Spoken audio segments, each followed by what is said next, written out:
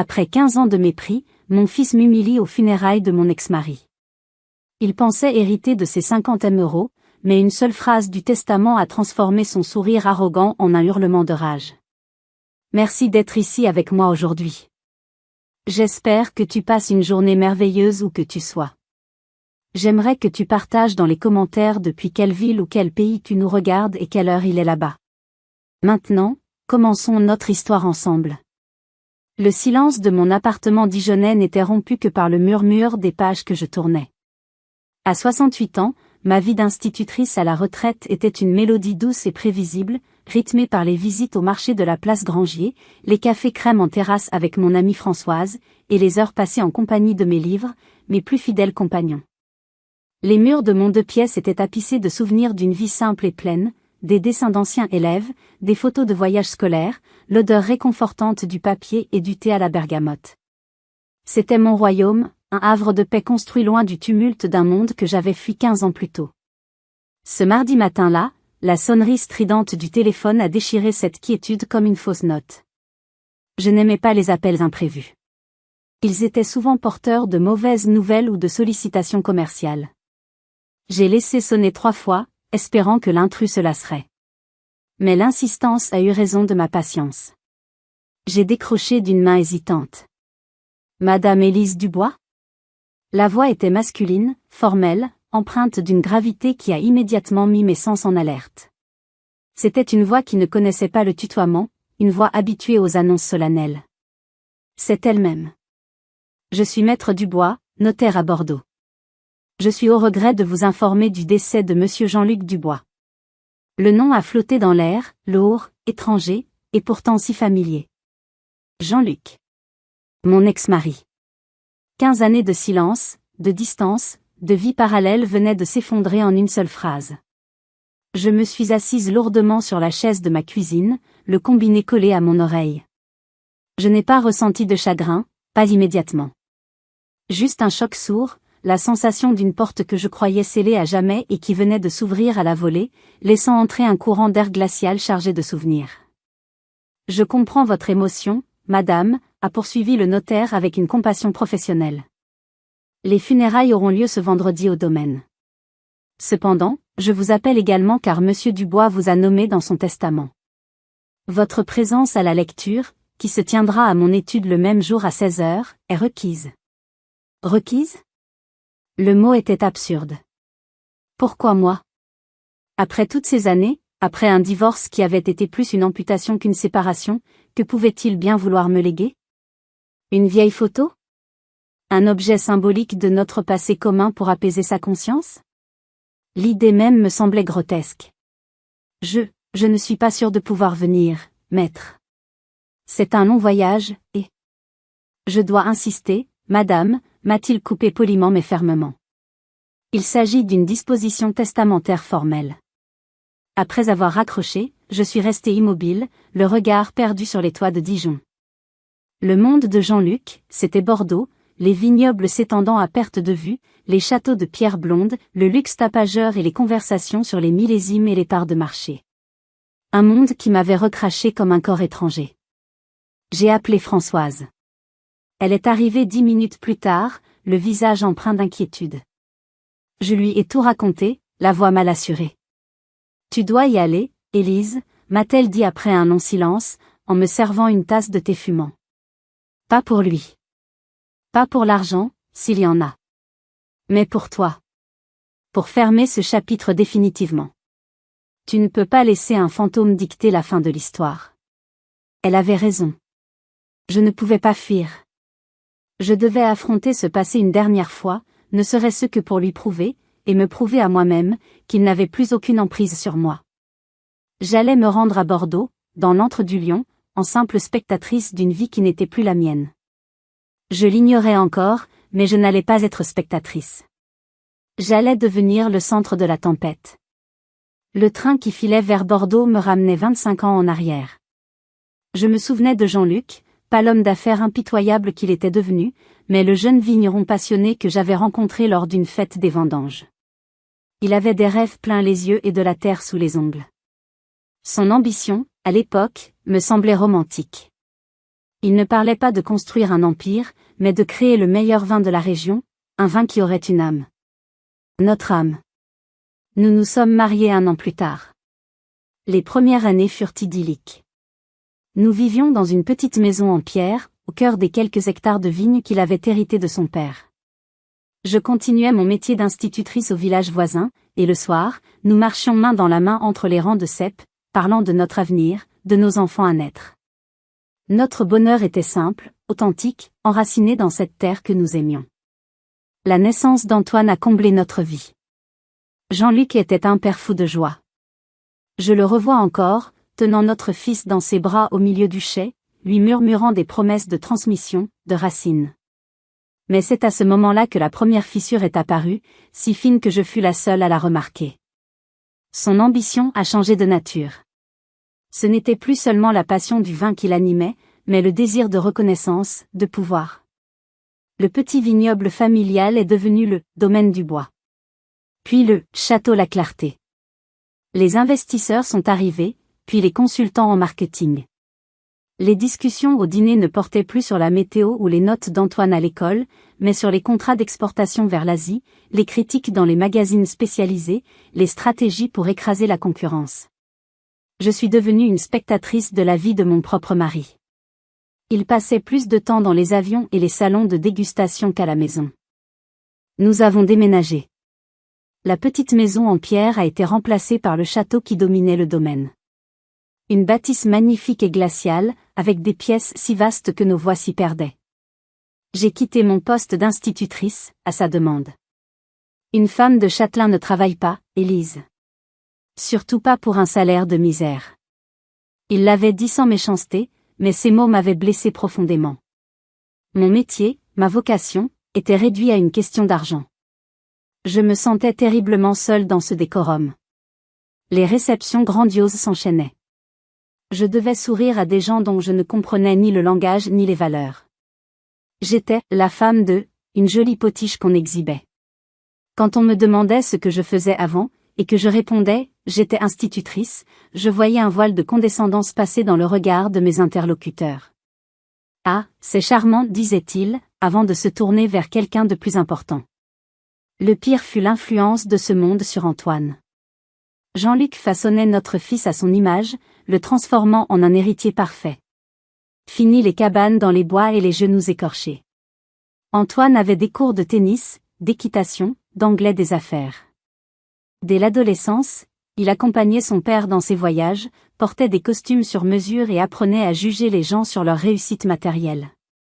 Il a commencé à me regarder avec les yeux de son père. Ma passion pour la littérature, mon intérêt pour l'art, mes conversations sur l'éducation, tout cela était devenu, pour lui, la preuve de ma médiocrité. J'étais la rêveuse, la déconnectée, celle qui ne comprenait pas le monde réel. La confrontation finale, celle qui a tout brisé, est arrivée le jour des 15 ans d'Antoine. J'avais organisé une fête simple, avec ses amis du collège, un grand gâteau, des jeux dans le parc du château. Jean-Luc devait être là. Il était à Hong Kong pour une dégustation prestigieuse. Il m'avait promis de prendre le premier vol pour être de retour à temps. Il n'est jamais arrivé. Il a appelé à minuit, la voix pâteuse, depuis sa suite d'hôtel. Je pouvais entendre des rires en arrière-plan, dont celui, cristallin, de sa nouvelle et jeune assistante, une certaine Véronique. « Je suis désolé, ma chérie, a-t-il dit. Le dîner avec les investisseurs s'est éternisé. Tu sais ce que c'est. Ce soir-là, je n'ai pas crié. J'ai parlé d'une voix blanche, une voix que je ne me connaissais pas, non, Jean-Luc. Je ne sais pas ce que c'est. Je sais juste que ton fils a attendu son père toute la soirée. Je sais que tu as préféré ton business à ta famille une fois de trop. Sa réponse a été le coup de grâce. Arrête ton mélodrame, Élise. Tu ne comprends rien au monde dans lequel nous vivons. C'est grâce à ce business que tu as ce château, ces robes, cette vie de princesse. Alors reste avec tes livres et tes principes à dessous, mais ne me fais pas la morale. Le divorce a été une guerre éclair, menée par une armée d'avocats impitoyables. Je n'avais ni la force ni l'envie de me battre. Je voulais juste partir, respirer, redevenir moi-même. J'ai accepté une petite pension, de quoi vivre sans luxe, et je suis retournée à Dijon, dans l'appartement de ma grand-mère. Antoine, qui avait alors 18 ans, a fait son choix sans une once d'hésitation. Il est venu me voir une dernière fois avant mon départ. Ces mots résonnent encore en moi. C'est de ta faute, m'a-t-il dit, le visage fermé.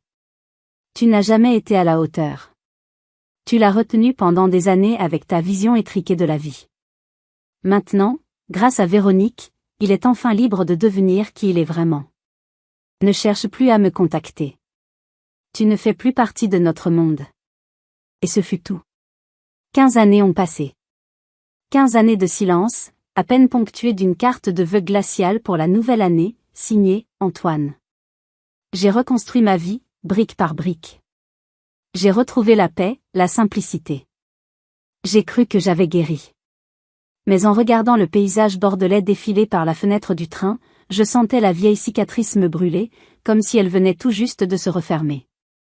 Le taxi m'a déposé devant l'immense portail en fer forgé du château La Clarté. Rien n'avait changé, et pourtant tout était différent. Le gravier crissait sous mes pieds comme autrefois, les rosiers parfaitement taillés embaumaient l'air, mais je n'étais plus la châtelaine.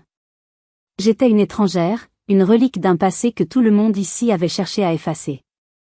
Vêtue de mon seul tailleur de qualité, une pièce sobre et élégante qui semblait pourtant criardement déplacée au milieu de ce défilé de haute couture funéraire, je me sentais comme une intruse. Des dizaines de voitures de luxe allemandes et italiennes étaient garées le long de l'allée. Des hommes en costumes sombres et des femmes aux bijoux discrets mais ostentatoires se saluaient à voix basse, plus occupés à réseauter qu'à pleurer le défunt.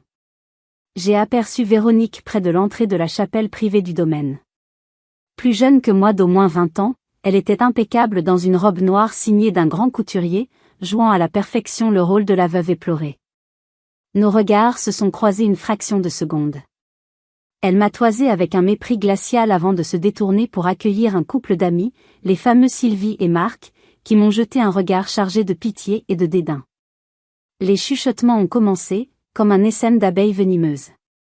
C'est l'ex. Quelle audace, elle vient chercher quelque chose, c'est sûr, la pauvre Véronique, devoir supporter ça en plus. J'ai serré mon sac à main contre moi, cherchant une contenance, et j'ai décidé de me diriger vers l'arrière de la chapelle, pour rester invisible. Mais c'était sans compter sur mon fils. Antoine m'a vu.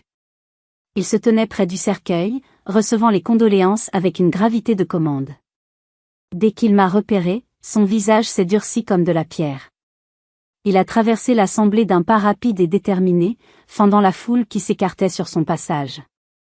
Il s'est planté devant moi, si près que je pouvais sentir l'odeur de son eau de Cologne, un parfum cher et agressif. « Qu'est-ce que tu fais ici » a-t-il sifflé, sa voix basse et pleine de fureur pour que seuls ceux qui nous entouraient puissent l'entendre. « Antoine, je suis venu rendre un dernier hommage à ton père. »« Mon père » a-t-il ricané amèrement. « Tu as perdu le droit de prononcer ces mots il y a 15 ans. Tu n'es rien ici. Tu n'es personne. Je suis ta mère.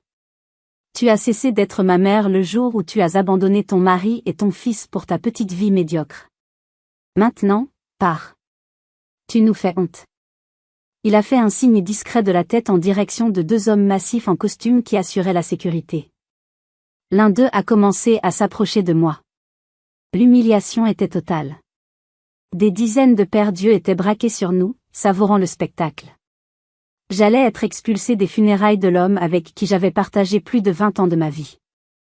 J'ai senti les larmes me monter aux yeux, mais je les ai ravalées. Je ne lui donnerai pas cette satisfaction. Je me suis retournée, prête à partir la tête haute, quand une voix calme s'est interposée. « Laissez, Antoine. » C'était Bernard, l'associé de la première heure de Jean-Luc. Un homme que j'avais toujours respecté, le seul qui avait gardé une certaine simplicité malgré la fortune. Il s'est approché, posant une main apaisante sur le bras d'Antoine. « Ton père n'aurait pas voulu ça. Ta mère a le droit d'être ici. » Antoine a fusillé Bernard du regard, mais il n'a pas osé le contredire. Bernard était une institution au domaine. Il a ensuite murmuré à mon oreille, « Restez à l'arrière, Madame Dubois. Ne leur donnez pas ce qu'ils veulent. » Cette intervention inattendue m'a donné la force de rester. J'ai trouvé une place sur le dernier banc, seul, tandis que la cérémonie commençait. J'ai écouté les éloges hypocrites, les anecdotes calculées, les larmes de crocodile. Et pendant tout ce temps, je sentais le regard haineux de mon fils peser sur moi, plus lourd que le marbre du cercueil. L'étude de Maître Dubois était un sanctuaire de la vieille bourgeoisie bordelaise. Des boiseries sombres, des fauteuils en cuir qui avaient accueilli des générations de secrets de famille, une odeur de cire et de papier ancien. Le décor était conçu pour intimider, pour rappeler à chacun la solennité et le poids de la loi. Nous étions assis en demi-cercle face à son imposant bureau en acajou. Antoine, à ma droite, affichait une assurance arrogante. Il avait échangé quelques mots avec le notaire en arrivant, un échange entre hommes du même monde. À sa gauche, Véronique, jouant toujours la veuve fragile, mais ses yeux perçants ne manquaient aucun détail. Elle était flanquée de son cousin, Claude, un homme au sourire fuyant et à l'air calculateur, qui semblait évaluer la valeur de chaque objet dans la pièce. Et puis il y avait moi, Élise, la pièce rapportée, l'anomalie dans ce tableau parfaitement orchestré. Maître Dubois s'est raclé la gorge, a chaussé ses lunettes cerclées d'or, et a pris le document officiel. Le silence dans la pièce était si total qu'on aurait pu entendre une plume tomber. Nous sommes réunis pour la lecture du testament holographe de Monsieur Jean-Luc Dubois, daté et signé de sa main le 15 mars de cette année, a-t-il commencé d'une voix neutre. Mon cœur a manqué un battement. Mars. C'était récent. Très récent. Le notaire a poursuivi, énumérant les premiers legs avec une monotonie étudiée. À ma chère épouse, Véronique Dubois, je lègue l'usufruit de notre villa, la Belle Rive, à Arcachon, ainsi que ma collection personnelle de bijoux et de montres de luxe. Véronique a esquissé un sourire triste mais satisfait. C'était un legs conséquent, mais ce n'était pas l'Empire. J'ai vu une lueur d'impatience dans ses yeux. À Monsieur Claude Perrin, a continué le notaire, se tournant vers le cousin, je lègue la somme de 50 000 €, en remerciement de son soutien envers mon épouse. Le visage de Claude s'est crispé. 50 000 €. Une insulte, au vu de ses espérances. Il a jeté un regard furieux à Véronique, qu'il a ignoré superbement. Puis, le notaire s'est tourné vers mon fils. À mon fils unique, Antoine Dubois, je lègue la totalité de ma collection de voitures anciennes, ainsi que la somme d'1 million d'euros, libre de droit. Un sourire suffisant a étiré les lèvres d'Antoine. 1 million d'euros, c'était une belle mise en bouche. Il s'est calé plus confortablement dans son fauteuil, le regard brillant d'anticipation.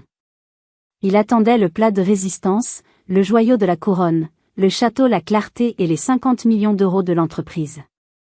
Mais le notaire a ajouté, sans changer de ton, ce legs est toutefois conditionné à sa capacité à gérer ses biens de manière responsable. Il lui est formellement interdit de vendre les véhicules de collection pour une durée de 5 ans. Le sourire d'Antoine s'est légèrement figé. Une condition ? Son père ne lui avait jamais imposé de condition. Une ombre de doute a traversé son regard, mais elle a été vite balayée par la certitude d'être l'héritier désigné. Le notaire a fait une pause, a bu une gorgée d'eau dans un verre en cristal. Le silence s'est à nouveau fait, mais cette fois, il était chargé d'une tension nouvelle. Je sentais les regards converger vers moi. Que faisais-je encore là ? Les legs principaux avaient été distribués. Ma présence devait être une sorte de clause de style, une dernière formalité. J'ai commencé à me sentir mal à l'aise, comme si j'assistais à une scène familiale qui ne me concernait plus. J'attendais juste le moment où le notaire dirait, et à mon ex-épouse, Élise, je lègue mes regrets, pour que je puisse enfin me lever et partir. Maître Dubois a ajusté ses lunettes, a tourné une page, et son regard s'est attardé sur le texte, comme s'il s'assurait de bien lire les mots qui allaient suivre. Le calme avant la déflagration. Maître Dubois a levé les yeux du document. Il a balayé la pièce de son regard, s'attardant une fraction de seconde sur chacun de nous. C'était le regard d'un homme qui s'apprêtait à allumer une mèche. Il y avait dans son expression une sorte de gravité professionnelle, mais aussi, je crois, une pointe de jubilation contenue, celle de l'arbitre qui connaît le résultat final d'un match que les joueurs croient encore pouvoir gagner. Nous arrivons maintenant à la disposition principale du testament, a-t-il annoncé. Sa voix, toujours aussi calme, a pris une résonance particulière dans le silence oppressant. Antoine s'est penché en avant, un prédateur sur le point de saisir sa proie. Véronique a retenu son souffle, son masque de veuve éplorée se fissurant pour laisser paraître une avidité non dissimulée. Le notaire a repris sa lecture, articulant chaque mot avec une précision chirurgicale.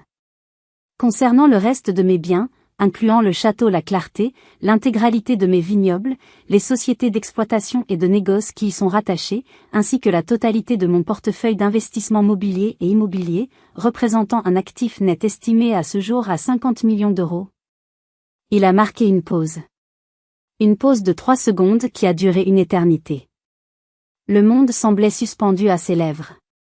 Antoine avait déjà un sourire triomphant aux commissures. Il allait enfin toucher au but, devenir le roi qu'il avait toujours pensé être. Je lègue l'intégralité de ses biens, en pleine et entière propriété. Le cœur d'Antoine devait battre à tout rompre. Le mien s'était arrêté. À mon ex-épouse, Élise Dubois, née Martin. Le silence. Un silence de mort, absolu, si dense qu'il en devenait douloureux. Pendant une seconde, personne n'a bougé. Personne n'a respiré. Les mots flottaient dans l'air, irréels, absurdes. Mon cerveau a refusé de les traiter. C'était une erreur. Une mauvaise blague. Le notaire s'était trompé de ligne. Puis le chaos a explosé. Ce fut Antoine qui a réagi le premier. Il s'est levé d'un bond si violent que son lourd fauteuil en cuir a basculé en arrière, heurtant la bibliothèque dans un bruit sourd de bois et de livres qui tombent.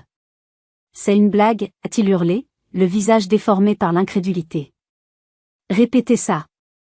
Au même moment, Véronique a poussé un cri strident, un son aigu et théâtral, avant de porter la main à son front et de basculer sur le côté, feignant un évanouissement dans les bras de son cousin Claude, qui a eu bien du mal à la retenir.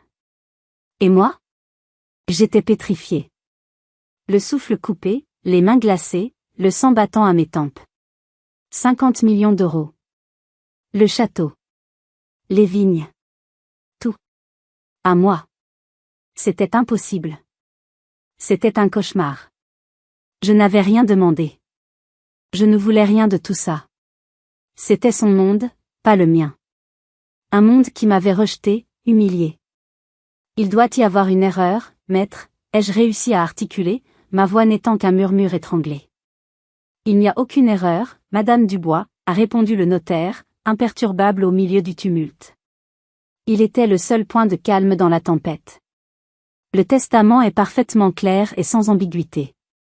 Vous êtes l'unique légataire de la fortune et de l'entreprise de Monsieur Jean-Luc Dubois.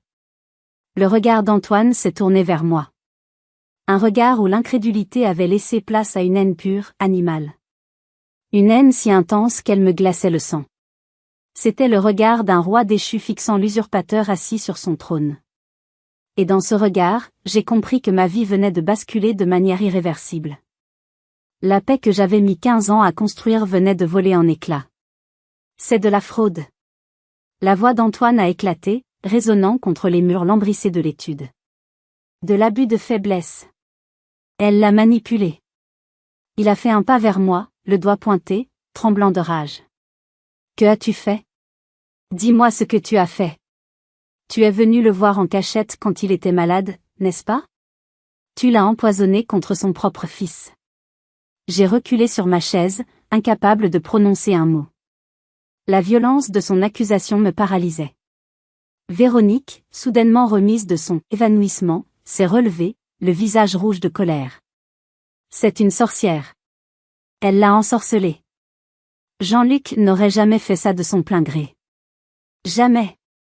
Elle s'est tournée vers le notaire. Nous allons contester.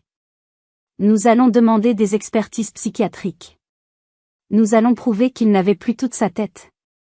Maître Dubois a posé ses mains à plat sur son bureau, un geste qui commandait le silence. Je vous arrête tout de suite, madame, a-t-il dit d'un ton glacial. Monsieur Dubois avait anticipé vos réactions. Il savait que la validité de son testament serait remise en question. C'est pourquoi, le jour de la signature, il a exigé la présence d'un médecin légiste indépendant. Il a ouvert un tiroir de son bureau et en a sorti une clé USB. Nous avons ici un enregistrement vidéo de la totalité de la procédure, incluant une évaluation complète de ses capacités cognitives réalisée par le docteur Marchand. Le rapport conclut à une lucidité et une détermination sans faille. Toute contestation sur la base de son état mental est vouée à l'échec. Cette révélation a eu l'effet d'une douche froide. Les visages d'Antoine et de Véronique se sont décomposés. Leur principale ligne d'attaque venait d'être pulvérisée. Le silence est retombé, lourd de dépit et de fureur impuissante. De plus, a poursuivi le notaire, Monsieur Dubois a laissé une lettre, à mon attention, avec pour instruction de la lire à voix haute en votre présence après l'annonce de ses dernières volontés. Il a sorti une enveloppe scellée de son tiroir. Le cœur serré, j'ai reconnu l'écriture nerveuse et élégante de Jean-Luc. Le notaire a brisé le seau de cire et a commencé la lecture. Si vous entendez ces mots, c'est que je suis parti. Et vous êtes probablement tous en train de vous demander si je suis devenu fou. Surtout toi, Élise. Sa voix, à travers celle du notaire, m'a transpercée. Je t'entends penser d'ici que c'est un fardeau, un cadeau empoisonné. Tu as peut-être raison. Mais écoute-moi. Ces dernières années, la maladie m'a offert une chose que l'argent ne pourra jamais acheter, le temps. Le temps de réfléchir. J'ai passé ma vie à construire un empire, à accumuler, à prouver au monde entier que j'étais le meilleur. Et j'ai réalisé, trop tard, que dans cette course folle, j'avais perdu la seule chose qui comptait vraiment, une âme. Je te donne cet empire, Élise, non pas pour te punir, mais parce que tu es la seule personne que je connaisse qui ne le voudra pas pour le pouvoir ou pour le luxe. Tu es la seule qui saura peut-être lui redonner cette âme que j'ai détruite. Tu as toujours eu ce que je n'ai jamais vraiment possédé, la dignité, l'intégrité, un cœur pur. Pardonne-moi de l'avoir compris si tard. Le notaire s'est tourné vers Antoine, dont le visage était livide. Et pour toi, mon fils. Je sais que tu me hais en cet instant. Tu dois te sentir trahi. Mais ce n'est pas une punition, Antoine, c'est une libération. Je t'ai élevé dans une prison dorée, j'ai fait de toi mon clone, mon héritier. Je t'ai privé de la chance de devenir toi-même. Le million d'euros et les voitures ne sont pas des miettes. C'est une chance. La chance de prouver qui tu es sans le poids d'un nom ou d'une fortune. La chance de bâtir ta propre vie, de connaître la fierté du travail accompli par toi-même. Apprends l'humilité que ta mère a toujours essayé de nous enseigner. C'est la leçon la plus précieuse que je puisse te laisser. Quand le notaire a fini, un silence profond s'est installé. Des larmes silencieuses coulaient sur mes joues. Ce n'étaient pas des larmes de joie pour l'argent, mais des larmes pour cette reconnaissance tardive, pour cet homme que j'avais aimé et que j'avais vu se perdre. Antoine, lui, ne bougeait plus. Il était effondré sur sa chaise, le regard vide. Il n'avait pas seulement perdu un héritage. Il venait de perdre la seule certitude de sa vie, l'approbation de son père. Les jours qui ont suivi la lecture du testament furent un brouillard confus et angoissant. J'étais retourné à Dijon, me barricadant dans mon appartement comme dans une forteresse assiégée. Le téléphone n'arrêtait pas de sonner. Des journalistes, des conseillers en patrimoine, des associations caritatives, des cousins éloignés dont j'avais oublié l'existence. J'étais devenue, du jour au lendemain, l'une des femmes les plus riches de France, et je me sentais plus pauvre et plus seule que jamais. Le poids de cette fortune et de ses responsabilités était écrasant. 50 millions d'euros. Un château. Des centaines d'employés. Que devais-je faire de tout cela? Je n'y connaissais rien. C'était un monstre, et il allait me dévorer. C'est Françoise qui m'a sorti de ma torpeur. Elle est arrivée un après-midi, a débranché le téléphone et s'est assise en face de moi. Ça suffit, Élise, m'a-t-elle dit d'un ton sans réplique. Tu ne vas pas te laisser abattre. Tu as passé 40 ans à gérer des classes de 30 gamins turbulents, à désamorcer des conflits, à trouver des solutions avec 3 bouts de ficelle. Ce n'est pas ce gamin pourri gâté et sa belle-mère qui vont te faire peur. Tu ne peux pas subir. Tu dois agir. Ces mots ont agi comme un électrochoc. Elle avait raison. Jean-Luc ne m'avait pas laissé cet héritage pour que je m'effondre sous son poids. C'était un test, le dernier. Par où commencer, ai-je demandé, la voix encore fragile. Par te trouver un bon avocat. Pas un petit avocat de province. Un requin. Une femme, de préférence. Quelqu'un qui comprendra ce que tu traverses et qui saura se battre. Sur ses conseils, j'ai pris contact avec maître Isabelle Vasseur, une avocate parisienne réputée pour être aussi brillante qu'impitoyable dans les affaires de succession complexes. Notre premier entretien téléphonique a duré plus d'1 heure. Je lui ai tout raconté, sans phare. Sa réponse a été immédiate et rassurante. Madame Dubois, votre position est inattaquable sur le plan légal. Mais ils ne vont pas se battre sur le terrain du droit. Ils vont tenter de vous détruire psychologiquement. Notre stratégie sera simple, le silence et l'action. Ne répondez à aucune provocation. Laissez-les s'agiter. Nous allons travailler. Elle avait vu juste. La guerre psychologique a commencé la semaine suivante. Un grand magazine People, certainement abreuvé d'informations par Véronique, a publié un article à charge. L'héritage de la discorde, comment une ex-épouse oubliée a mis la main sur une fortune de 50 millions.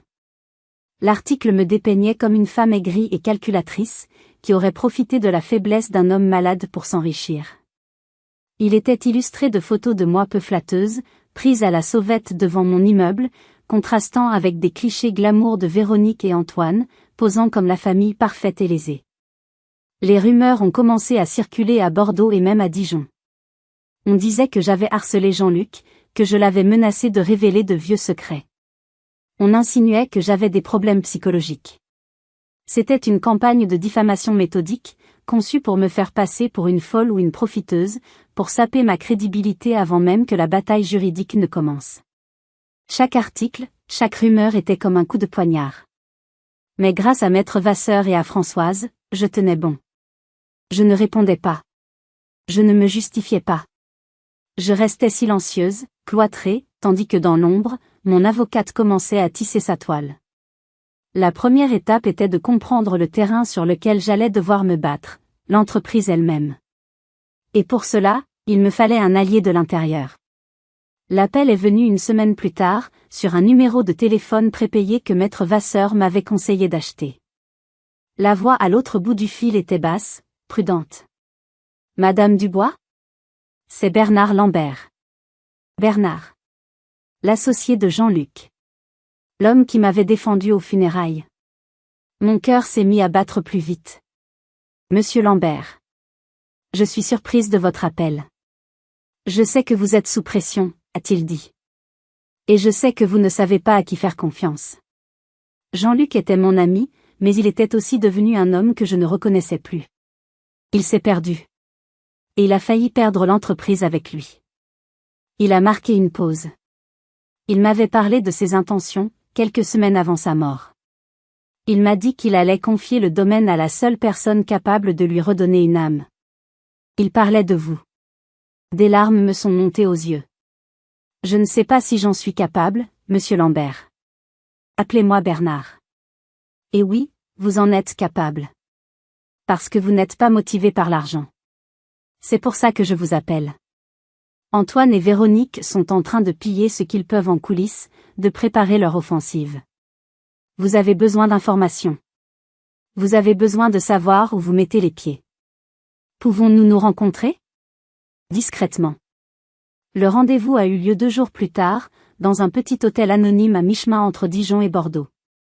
Bernard est arrivé avec une mallette remplie de documents. Pendant plus de 3 heures, il m'a exposé la situation réelle du château La Clarté. L'entreprise était solide financièrement, mais moralement, elle était à la dérive.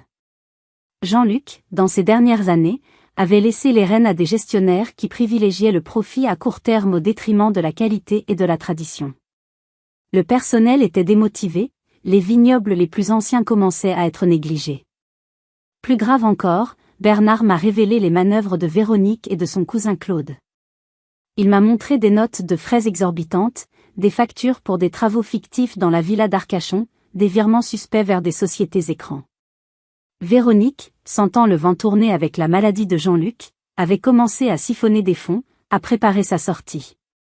Ce n'étaient pas des sommes colossales, mais c'était suffisant pour prouver leur malhonnêteté. Jean-Luc le savait, a expliqué Bernard. Il fermait les yeux. Il était fatigué de se battre. Mais il a gardé les preuves. Il m'a donné ce dossier 1 semaine avant de mourir.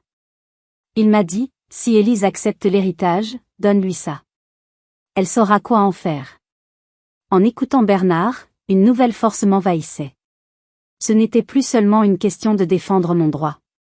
C'était une question de défendre l'héritage de l'homme que j'avais aimé, de protéger le travail de centaines de personnes, de sauver l'âme d'un domaine prestigieux. Mon cerveau d'enseignante, habitué à analyser des situations complexes et à élaborer des stratégies pour atteindre des objectifs, s'est mis en marche. Je n'étais peut-être pas une femme d'affaires, mais je savais écouter, je savais observer, et je savais reconnaître les leviers d'action. Que devons-nous faire, ai-je demandé à Bernard, non plus comme une victime, mais comme une partenaire. Il a souri pour la première fois. Pour l'instant, rien. Laissez-les faire des erreurs. Votre avocate a raison. Le silence est votre meilleure arme. Mais préparez-vous. Le jour où vous agirez, il faudra frapper juste et fort. Je suis reparti de cette rencontre transformée. Je n'étais plus seule. J'avais un allié, des informations, et pour la première fois, une stratégie. La peur avait laissé place à une froide détermination. La partie d'échecs pouvait commencer. Les semaines suivantes, j'ai suivi à la lettre la stratégie définie avec Maître Vasseur et Bernard. Je suis restée à Dijon, invisible, silencieuse, laissant Antoine et Véronique s'enferrer dans leur campagne médiatique agressive. Chaque nouvel article, chaque nouvelle interview où ils me dépeignaient comme une usurpatrice avide, était une erreur de plus de leur part. Ils me sous-estimaient, me croyant faible et isolée. C'était précisément ce que nous voulions. Pendant qu'ils s'agitaient en public, je travaillais dans l'ombre. Chaque jour, je passais des heures au téléphone avec Maître Vasseur, qui analysait les documents fournis par Bernard et préparait notre arsenal juridique. Elle a engagé des experts comptables pour tracer les flux financiers suspects et un détective privé pour enquêter sur le train de vie de Véronique et de son cousin Claude. De mon côté, avec l'aide de Bernard, j'apprenais. Il m'envoyait des rapports quotidiens sur l'état de l'entreprise, les bilans, les organigrammes, les défis à relever. Je lisais, j'annotais, je posais des questions. Je découvrais un monde que j'avais toujours regardé de loin, mais dont je comprenais peu à peu les rouages. Mon passé d'enseignante m'aidait, j'avais l'habitude d'assimiler de grandes quantités d'informations et de les synthétiser. Un jour, sur une impulsion, j'ai pris ma voiture et j'ai fait l'aller-retour jusqu'à Bordeaux. Je ne suis pas allée au château. Je me suis garée dans un village voisin, coiffée d'un foulard et portant des lunettes de soleil, je suis allée me promener dans les vignes, sur un chemin public qui longeait une parcelle du domaine. J'ai croisé un groupe de vignerons qui déjeunaient à l'ombre d'un chêne. Ils étaient âgés, les mains noueuses et le visage buriné par le soleil. J'ai engagé la conversation, me faisant passer pour une touriste curieuse. Je leur ai parlé du vin, de la terre. Sans savoir qui j'étais, ils se sont livrés. Ils m'ont parlé avec nostalgie du « vieux monsieur Dubois », Jean-Luc, à ses débuts. Ils m'ont parlé de leur fierté, mais aussi de leur inquiétude face aux nouvelles méthodes de gestion, qui privilégiaient la quantité à la qualité. L'un d'eux, le plus âgé, s'appelait Joseph. Il travaillait sur ces terres depuis plus de 40 ans. Le patron, à la fin, il n'avait plus le feu sacré, m'a-t-il confié. C'est le cœur qui fait le vin, madame. Pas seulement les machines et les chiffres. Et le cœur, il n'y était plus. Cette conversation a été une révélation. Je ne me battais pas pour des actifs financiers ou des parts de marché. Je me battais pour des gens comme Joseph, pour une histoire, pour un savoir-faire. Je me battais pour le cœur du domaine. De retour à Dijon, j'ai appelé Bernard. Je veux les noms de tous les employés qui travaillent ici depuis plus de 20 ans. Je veux connaître leurs histoires, leurs postes, leurs salaires. Bernard a été surpris, mais il a compris. Pendant que mes adversaires me voyaient comme une simple héritière avide, je commençais à me comporter comme ce que j'étais devenue, la gardienne d'un héritage humain. Maître Vasseur a été impressionné. C'est brillant, Madame Dubois. Ils s'attendent à une bataille de chiffres. Vous préparez une bataille de valeurs. C'est un terrain sur lequel ils ne peuvent pas gagner. Le plan se mettait en place, pièce par pièce. Il n'était pas seulement juridique ou financier. Il était humain. Et c'est ce qui allait faire toute sa force. Le temps de la discrétion touchait à sa fin. Il était bientôt l'heure de sortir du bois. Après 6 semaines de silence radio, Maître Vasseur a jugé que le moment était venu. Nos préparatifs étaient terminés. Nous avions accumulé suffisamment de preuves, de témoignages et d'informations pour non seulement nous défendre, mais aussi pour prendre l'initiative. Ils commencent à s'impatienter, m'a-t-elle expliqué au téléphone. Leur campagne de presse s'essouffle et n'a pas eu l'effet escompté sur le plan juridique. Ils doivent penser que vous êtes acculé, prêt à craquer. C'est le moment parfait pour les surprendre. La stratégie était audacieuse. Au lieu d'attendre leur assignation en justice, nous allions les convoquer nous-mêmes. Le lendemain, un courrier recommandé, rédigé sur le papier à en-tête du prestigieux cabinet parisien de Maître Vasseur, était envoyé à Antoine, à Véronique et à son cousin Claude. La lettre était courte et formelle. Madame Élise Dubois, en sa qualité de légataire universelle de la succession de Monsieur Jean-Luc Dubois, vous prie de bien vouloir vous présenter à une réunion qui se tiendra le, à 10 heures précises, dans la salle du conseil du château La Clarté.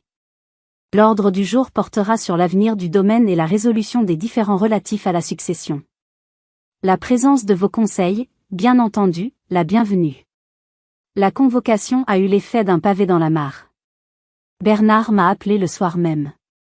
Ils sont en ébullition, m'a-t-il dit, un amusement certain dans la voix. Ils ne s'y attendaient absolument pas. Leur avocat leur a dit que c'était un signe de faiblesse. Ils sont persuadés que vous allez leur proposer un accord financier pour qu'ils retirent leur plainte. Ils pensent que vous avez peur du procès et du scandale. Parfait, ai-je répondu, surprise par mon propre calme. C'est exactement ce que nous espérions. Le jour J, je suis arrivée au château non plus comme une intruse, mais comme la maîtresse des lieux. J'avais demandé à Bernard de faire préparer la grande salle du conseil, une pièce imposante avec une immense table en chêne et des murs ornés des portraits des ancêtres de Jean-Luc. C'était un lieu de pouvoir, et je comptais bien l'utiliser. Je n'étais pas seule. Maître Vasseur était à mes côtés, son calme olympien et son regard d'acier étant un réconfort immense. Bernard était également présent, non pas en tant qu'allié visible, mais en tant que directeur général par intérim, une position que je lui avais officiellement confiée la veille. Nous les avons attendus. Ils sont arrivés ensemble, avec leur avocat, un homme au sourire carnassier. Ils marchaient avec l'assurance de ceux qui viennent réclamer leur dû. Antoine m'a à peine jeté un regard, plein de mépris. Véronique arborait un petit sourire victorieux. Ils étaient tombés dans le piège la tête la première. Ils se sont installés de l'autre côté de la grande table, créant une distance physique qui symbolisait parfaitement le gouffre qui nous séparait. Leur avocat a pris la parole le premier. Maître, madame, a-t-il commencé en s'adressant à nous. Mes clients sont ici dans un esprit d'apaisement. Nous sommes prêts à écouter la proposition de votre cliente pour mettre fin à ce litige regrettable de la manière la plus équitable possible. Le mot « équitable » était chargé de menaces. Il voulait dire « Donnez-nous une grosse part du gâteau et nous vous laisserons tranquilles ». Maître Vasseur a eu un léger sourire. Elle s'est tournée vers moi et m'a fait un signe de tête imperceptible. C'était à moi de jouer. J'ai pris une profonde inspiration, j'ai regardé mes 3 adversaires droit dans les yeux, et pour la première fois, je n'ai ressenti ni peur, ni tristesse. Juste une force tranquille. La force de celle qui sait qu'elle est dans son bon droit et qui est prête à se battre pour ses convictions. La partie finale pouvait commencer. Je me suis levée lentement, mes mains posées à plat sur la table en chêne massif. Le silence s'est fait dans la grande salle du conseil. Tous les regards étaient tournés vers moi. Ils s'attendaient à des supplications, à une offre chiffrée, à la capitulation d'une femme dépassée par les événements. Je leur ai offert autre chose. Bonjour à tous, ai-je commencé, ma voix étonnamment stable et claire. Je vous remercie d'être venus. Je ne vais pas tourner autour du pot. Nous sommes ici pour parler d'avenir. Le vôtre, et celui de ce domaine. Je me suis d'abord tournée vers Véronique et son cousin Claude. Leur avocat a esquissé un mouvement pour prendre la parole, mais Maître Vasseur l'a arrêté d'un simple regard. Véronique, Claude, ai-je poursuivi. Je sais que vous estimez avoir été lésés. Cependant, avant de discuter de toute forme de compensation, j'aimerais porter à votre attention certains documents. Sur un signe de ma part, Maître Vasseur a fait glisser 3 dossiers sur la table. Le premier dossier, ai-je expliqué, détaille un certain nombre de dépenses et de virements effectués depuis les comptes de l'entreprise au cours des 2 dernières années. Des factures pour des travaux jamais réalisés, des notes de frais pour des voyages qui n'ont jamais eu lieu, des paiements à des sociétés qui semblent n'avoir aucune activité réelle. Le montant total est considérable. Les visages de Véronique et de Claude ont blêmi. Le second dossier contient le témoignage assermenté de plusieurs membres du personnel qui ont été témoins de vos tentatives répétées pour isoler Jean-Luc et influencer ses décisions alors qu'il était affaibli. Le troisième est une analyse comptable qui prouve, sans l'ombre d'un doute, une tentative de détournement de fonds. J'ai marqué une pause, les laissant absorber le choc. J'ai donc une proposition pour vous. Vous acceptez ce que le testament vous a laissé, vous signez un accord de confidentialité et vous disparaissez de la vie de cette entreprise et de la mienne. En échange, ces dossiers resteront sur cette table. Dans le cas contraire, ils seront transmis au procureur de la République dès demain matin. Le choix vous appartient. Leur avocat, livide, a attrapé les dossiers et a commencé à les feuilleter frénétiquement. Après quelques minutes, il s'est penché vers ses clients et leur a murmuré quelque chose à l'oreille. La partie était terminée pour eux. Ils étaient piégés. Puis, je me suis tourné vers mon fils. Antoine me regardait avec un mélange de stupeur et de haine. Antoine, ai-je dit, ma voix s'adoucissant légèrement. Pour toi, c'est différent. Tu es mon fils. Et tu es le fils de ton père. J'ai fait un pas vers lui. Ton père ne t'a pas puni. Il t'a offert une leçon. Il voulait que tu bâtisses quelque chose par toi-même, que tu connaisses la valeur du travail. Il voulait te libérer de cette prison dorée. Et tu vas m'aider, j'imagine, a-t-il craché avec sarcasme. En me jetant quelques miettes? Non. Je ne vais pas te donner d'argent. L'argent a failli te détruire, comme il a failli détruire ton père. Je vais t'offrir quelque chose de bien plus précieux, une chance. J'ai repris ma place. J'ai pris ma décision concernant l'avenir du domaine. La majorité des bénéfices annuels du château La Clarté sera désormais versée à une nouvelle fondation que je vais créer, la Fondation La Clarté. Sa mission sera d'offrir des bourses d'études et de financer des programmes éducatifs pour les enfants issus de milieux ruraux et défavorisés. C'est ce que j'aurais fait avec Jean-Luc si nous étions restés ensemble. C'est ainsi que j'honorerai sa mémoire. J'ai laissé cette annonce infuser. Puis j'ai conclu, en le regardant droit dans les yeux. Quant à toi, Antoine, voici mon offre. Je ne te nomme pas PDG. Ce poste revient à Bernard, qui a prouvé sa loyauté et sa compétence. Je te propose un contrat. Un contrat d'1 an, renouvelable. Tu travailleras sur la plus ancienne parcelle du domaine, celle que ton grand-père a plantée. Tu seras sous les ordres de Joseph, le chef de culture que tu as si souvent méprisé. Tu apprendras la taille, le travail de la terre, le respect du cycle des saisons. Tu auras un salaire de vigneron, pas un sou de plus. Tu vivras dans la petite maison de gardien, pas au château. C'est une humiliation, a-t-il explosé. Non, ai-je répondu calmement. C'est une opportunité. L'opportunité d'apprendre. D'apprendre la terre, d'apprendre l'humilité. D'apprendre à mériter le nom que tu portes.